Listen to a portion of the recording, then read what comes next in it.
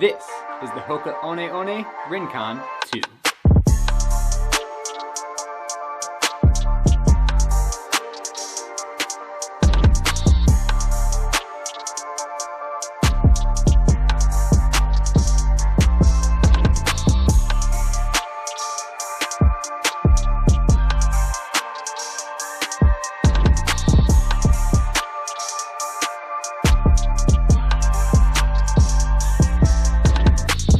Hey everybody, how's it going? Andy here, and we are in the middle of the taper for the Austin 2022 Marathon. It is Wednesday, January 9th. Only 2 miles this morning, basically a rest day. A couple miles, really just kind of loosen up because there's been a little bit of hip tightness. This happened to me kind of last taper. You kind of like start to pick up weird niggles, and I think it's a little bit of like, while it's great for your legs to recover, your body's been in such a groove of like pouring in the miles that when you change up that routine, like you start to feel different things. But anyways, talking to my sports chiropractor and stuff like that, instead of doing a full rest day, which we will have 2 of those next week, we did an easy day today with like a really good dynamic stretching routine and some stuff to try to help like mobilize and keep that hip loose throughout the taper. So what we are going to do today is we're going to take advantage of kind of a slow day, and we're going to finally do my long-term review of this shoe. Now, obviously this is a Hoka, and I announced this shoe as a Hoka One shoe, but it's important to note that I think it was December of 2021, Hoka, and it's now just Hoka, officially dropped the One from their branding material. So, from henceforth, I'm just going to call it the Hoka Rincon 2, but when this shoe came out, they were still going by Hoka One. So, kind of sticking in the theme, right, this shoe's been out for a long time. We're actually already on the Rincon 3, and we're almost to the end of the life cycle of the Rincon 3.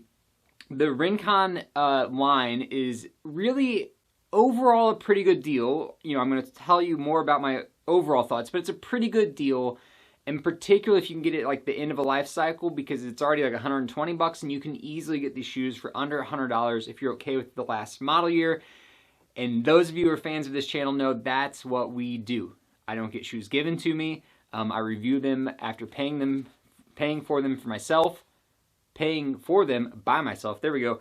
And in that vein, I like a good deal, right? So with a few exceptions, I get old model shoes because they're cheaper. So you're getting the review after I've done them. So I have 330, let me take a look at here, 330 miles in these shoes, and they've been officially retired.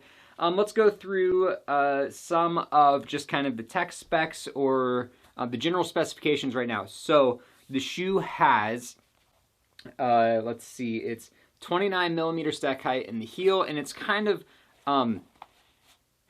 the midsole is kind of wrapped up into the upper, so it looks a little bit thicker than it actually is. So it's 29 millimeters in the heel, 24 millimeters in the forefoot for a 5 millimeter drop.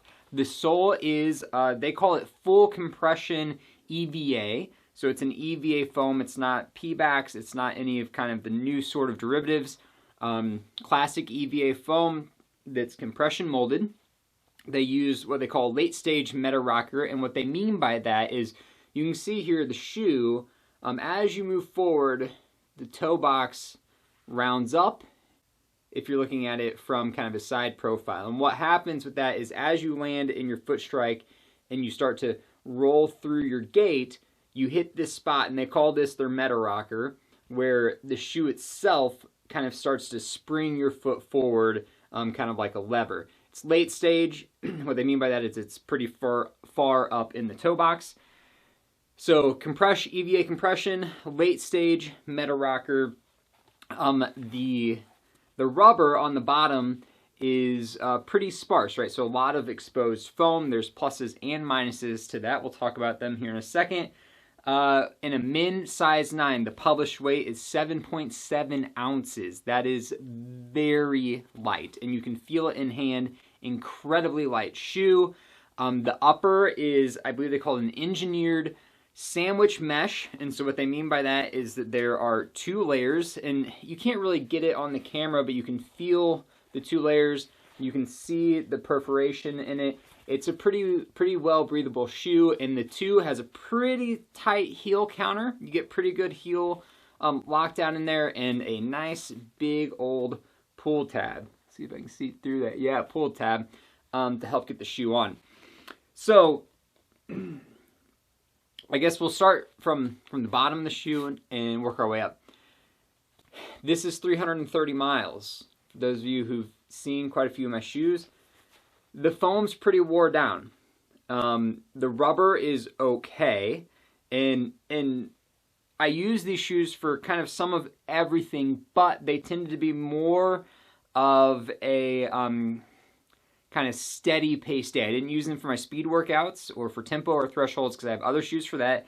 This was for kind of my mid paces or runs that were variable, right? Sometimes runs that would start out very slow and get up to faster paces, and so that meant that there was a little bit of shuffling, right? So when I'm running like an actual workout or whatever, I tend to be a pretty good mid to 4-foot striker, but when I'm shuffling like everyone else, that impact starts to work its way further back in the foot. I know I need to work on that, but nonetheless, that's where it is. And as you can see, let's see if I can get it to zoom in here. There's a lot of wear on the foam. A lot of it. I don't really think it hurt traction or anything like that. Because the shoe has pretty good traction overall, even with a lot of exposed foam, because where there is rubber, and the rubber is grooved, or was grooved before, you know, kind of wore out. You can see, like over here, there's still some of the groove less, but where I strike a lot more and where I push off, you can see I push off the toe a lot, it's worn down quite a bit. So the rubber lasted, maybe I could get another 70 miles out of it, but I don't know that it'd go a lot further than that. But just kind of a quick summary on the outsole. The grip was fine. Exposed foam is not that big of a deal anymore. The rubber is in the right strike box and in good places for maintaining grip on the surface, on the ground, even when it's a little wet. As long as I'm talking like pavement. I'm not talking about trail running or grass, but pavement, crushed limestone, that sort of stuff. Plenty of grip in this shoe. Moving up to the midsole. So this is really where the shoe, it's okay, right? And I know that's a little controversial because a lot of people absolutely adore the Rincon line, and probably for good reason, but it's just not exactly my cup of tea. So kind of my experience with this shoe was the first like 20 to 30 miles, the shoe felt incredibly stiff. It just did. Like the foam was hard is how I would describe it. I don't think that that it's a shoe, at least in my experience, that was ready to rock and roll right out of the box. And so many shoes today are like that, right? Like I can put on various Saucony shoes. I can put on like the Pegasus or any of like the Epic React or Infinity React, like that line, that progeny of shoe, and basically out of the box, the sole feels really good. It's almost like diminishing returns immediately. But this shoe, I felt like it took some miles for the sole to break in. And then it felt really good for probably till about 200 miles. Now the shoe's cheaper than the other shoes that I just mentioned about being ready right out of the box. So it's a little bit of a trade-off there, but when it's taking, double-digit miles, at least in my opinion, for the shoe to really find its groove, and then it kind of falls off that groove when you get down to like 200 miles, the window of optimal use gets kind of small, right? And I know it's cheaper and it's still a good deal. I would recommend that people buy the shoe. It's just not at the top of my list. But the sole, and I don't really know the midsole, I don't really know what they could do with like the compressed EVA, but that's, I just got to tell you what my experience was. And my experience was stiff out of the box, took several miles to break in, Really nice ride. Like they advertise it as being like springy and soft, and I believe that for me that is true. That was the experience from like, we'll just call it like 30 miles to 200. So 170 good miles where the sole felt good. It felt, it was not plush like a Clifton, but it took care of your feet well, and it gave you a little something in return through your gait cycle. And then after 200, so from 200 to 230 miles, the shoe never felt terrible, right? It never felt like I was running in something that had nothing left to give, but it definitely, you could feel it losing its life as we got to like 300 miles and beyond. So not the best midsole out there in my opinion, far from the worst. It's definitely good. It's just not great in my opinion, but that's okay. There's a lot of people who absolutely love this shoe. Moving up to the upper, this is where the shoe absolutely shines. Wow, I cannot talk. This is where the shoe shines. So the mesh is extremely comfortable. It's a semi-gusseted tongue. Oh no, I have that wrong.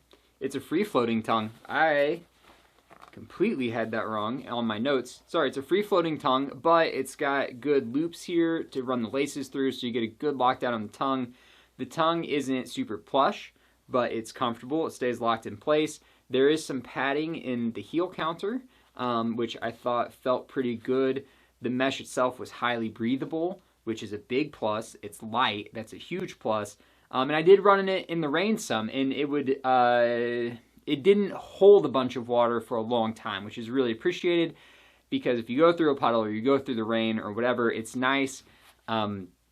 Obviously your foot's going to be wet. It's not waterproof, right? But it's nice to know that your foot's not going to be like soggy and weighed down for the rest of your run. It will clear the water out, and particularly if it's like a puddle or something like that, and it's otherwise a clear day, like it will start to clear out, at least in my experience, it would start to clear out that water and not be a problem going forward.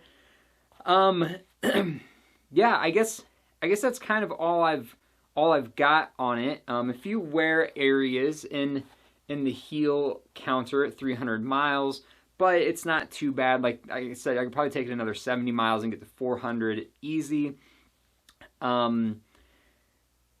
So I guess let's give kind of my summary thoughts. My summary thoughts are: big bonus, the weight is incredible. 7.7 ounces in a size 9 trainer. Amazing. Like that's really close to like marathon race shoe weight. The sole feels really good for 150 to 170 miles, at least it did for me.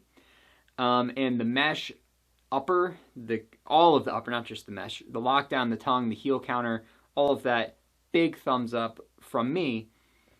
Downsides: the exposed EVA foam wore out much quicker than other shoes that I've had that had, not wore out, wore down, right? The tread pattern started to get worn off and all that sort of stuff much quicker than other shoes. I think one of the reasons might be because the rubber cover is inset more than other shoes. So that means that you get more ground contact time with the foam. Maybe that's intentional. And then finally, you know, only good to maybe like optimally good, in my opinion, to like 200 miles. Past that, I started to feel like declining returns from the shoe. Big bonus, going back to that side, we'll finish on a bonus. Phenomenal price. And if you're a person who like loves the shoe, there's probably not a better deal out there for you than to go get the last year's model for less than $100 and put 400 miles into it. So that's the Hoka Rincon 2.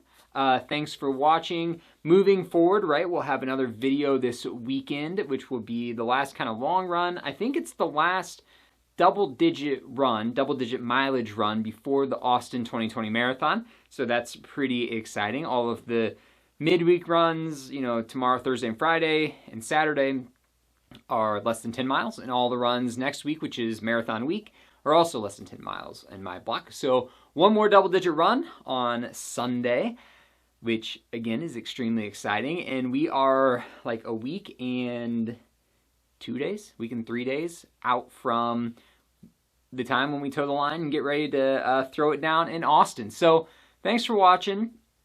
I hope that you get something out of the shoe reviews video. Obviously, I'm no expert. I'm not a medical doctor. I don't have a kinesiology degree, any of that sort of stuff. So take everything I say with a grain of salt, right? It's just one, like, amateur runner, me, my opinion on my experience with the shoe. The shoe might be phenomenal for you. It might be, you might have a worse experience with it than I did. So, you know, it's just one more data point to consider. Would I buy the shoe again? Probably not, but that's not really because I think the shoe is so bad that it doesn't need to be bought. I would happily recommend other people buy the shoe. I know people who all they run in is in the Rincon line, and they love it. Just for me, I think there's better options out there to be part of my rotation because I have a pretty limited rotation, 2 to 3 shoes at any given time. And there's just better options than the Rincon for me.